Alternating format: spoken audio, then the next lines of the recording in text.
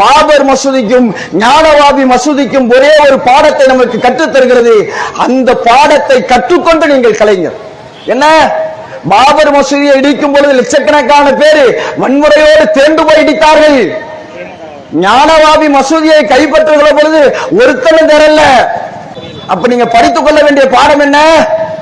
அந்த அதிகாரங்களை பெற்றிருக்கிறதுனால நீதிமன்றங்கள் வழியாக ஞானவாபி மசூதி மீது கை வைத்திருக்கிறார்களே, அந்த அதிகாரங்களை பெறக்கூடியவர்களாக நீங்கள் மாற வேண்டும்.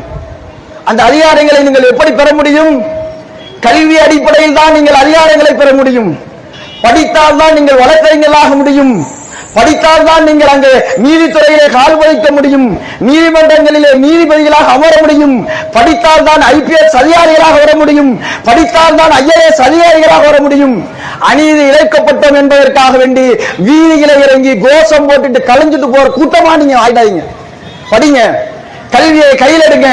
ஞானவாபி மசூதியை கைப்பற்றி இருக்க பாடம் நமக்கு சொல்லித் தருகிற பாடம், கல்வியை ஒரு சமூகம் இழந்து விட்டால் அந்த சமூகத்திடமிருந்து எதை வேணாலும் நாங்க படிப்போம் அப்படிங்கறத சொல்லி தருகிறது. அதனால் கல்வியை கையில் எடுத்து அரசு அதிகாரங்களை பெறக்கூடிய மக்களாக நீங்கள் மாற வேண்டும்.